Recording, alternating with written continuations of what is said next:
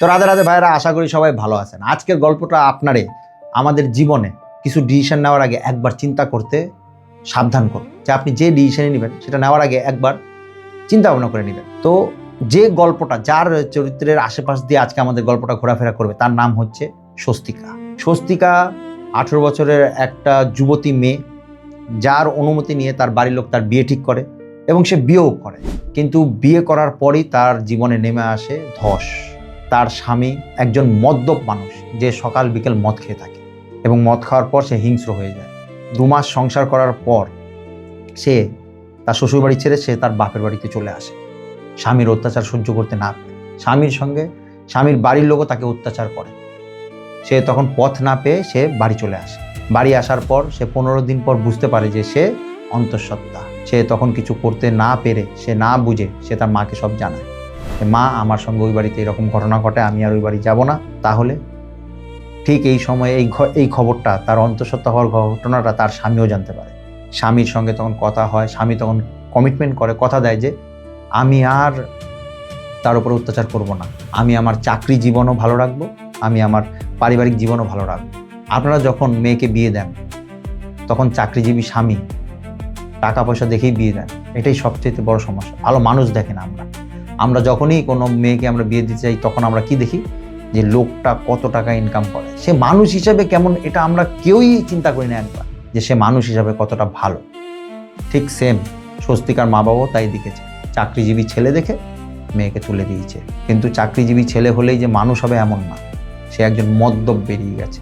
এতে স্বস্তিকার কোনো দোষ নেই, স্বস্তিকা তো শুধু সংসার করতে চেয়েছিল। তো ঠিক তখন তার স্বামীর কথা শুনে সে বাচ্চাটাকে রাখে। 9 মাস রাখার পর যখন বাচ্চাটা হয় তখন আবার তার স্বামী তার আসল রূপ দেখায়। মেয়ে হওয়াতে সে সেই বাচ্চাটাকে অস্বীকার করে এবং হসপিটালের বিল না মিটিয়ে সে সেখান থেকে তার বাড়ির লোকজনদের নিয়ে চলে যায়। স্বস্তিকার বাবা মেয়েকে তো আর ফেলে দিতে পারবে না, মেয়ের সমস্ত রকম বিল চুকিয়ে মেয়েকে বাড়িতে নিয়ে আসে এবং স্বস্তিকার হাজবেন্ডকে জিজ্ঞেস করে, তুমি কি আমার মেয়ের সঙ্গে সংসার করবে? তখন সে অস্বীকার করে। তার অস্বীকার করাতে একজন বাবার যা কর্তব্য ছিল উনি তাই করেছেন। মেয়েকে ডিভোর্স দিয়ে মেয়েকে আবার নিজের পায়ে দাঁড়ানোর জন্য তাকে স্কুলে ভর্তি করেন, কলেজে ভর্তি করেন। বলে, তুমি তোমার পড়াশোনাটা শেষ করো, তুমি তোমার পড়াশোনাটা শেষ করে নিজের পায়ে দাঁড়াও। স্বস্তিকাও তখন তাই করে, একদিকে মায়ের কর্তব্য পালন করে, একদিকে সে পড়াশোনাটাও শুরু করে। আর ঠিক এই সময়েই আরেকজনের এন্ট্রি হয় আমাদের স্বস্তিকার জীবনে। সে সব কিছু জেনে শুনে, স্বস্তিকার ভবিষ্যতে কি হবে, অতীত কি ছিল, স্বস্তিকার কাছ থেকে সব কিছু জানার পর সে স্বস্তিকাকে আশ্বাস দেয় যে আমি তোমার সঙ্গে আছি, আমি তোমার পাশে আছি।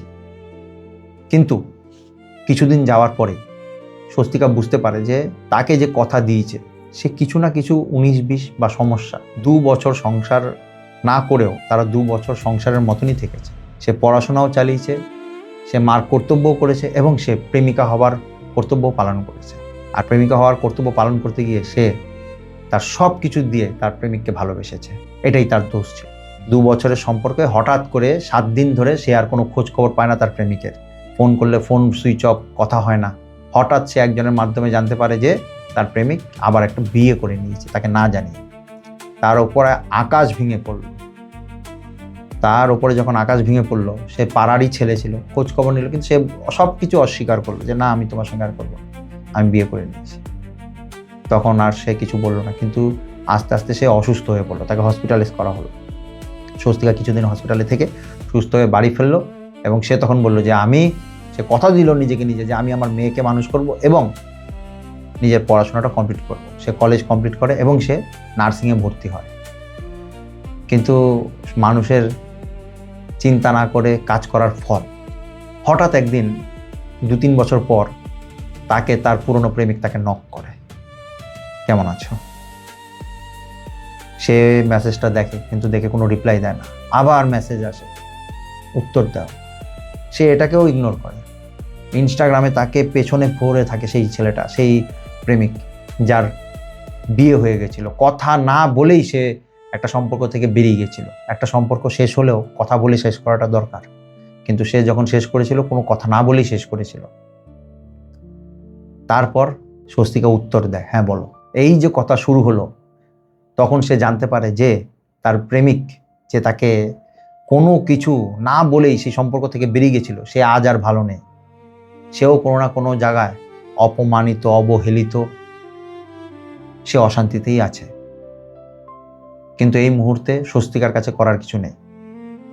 কিন্তু স্বস্তিকা তো নরম মনের মানুষ, সে আবারও কথা বলে।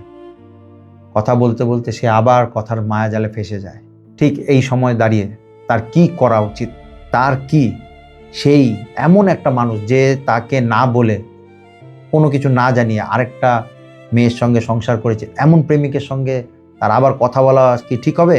না তার সেই মেয়েটার দিকে তাকিয়ে তার মায়ের কর্তব্য পালন করাটা ঠিক হবে? না তার পড়াশোনাটাকে কমপ্লিট করা দরকার?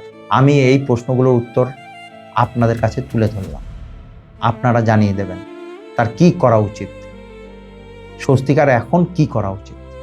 আমি সম্পূর্ণ দায়িত্ব আপনাদের কাছে তুলে ধরলাম, কারণ আমি এত দূর অবধি জানতে পেরেছি, আমার কাছে এত দূর অবধি আছে। আমি আমার ব্যক্তিগত মতামত এখানে রাখলামই না। আপনারা আমাদের এই গল্পের যে মেন চরিত্র স্বস্তিকা, যার নামটা আমি বানিয়ে নিয়েছি, তার নাম স্বস্তিকা নয়, তাকে এখন কি করা উচিত সেটা আপনারা এই গল্পটার মধ্যে জানাবেন। আমার কাছে অনেক লোকের গল্প আছে, আপনারা যদি আপনার গল্পটাও জানাতে চান আমাকে, আমাদের স্ক্রিনে দেওয়া নাম্বারে কল করে নিন, মেসেজ করে নিন, রেকর্ডিং করে পাঠিয়ে দিন, হোয়াটসঅ্যাপ করে দিন। আমি গল্পগুলো সময় করে তুলে ধরবো। আজকেও আমাদের ত্রিপুরারই একটা মেয়ের গল্প তুলে ধরলাম। সবাই ভালো থাকবেন, সুস্থ থাকবেন, আমাদের পেজটাকে ফলো করে নেবেন। ইউটিউবেও অবহেলা, মিঠুন দাস অবহেলা, ইনস্টাগ্রামেও অবহেলা, আর ফেসবুকে পেজ তো অবহেলায়। রাধে রাধে।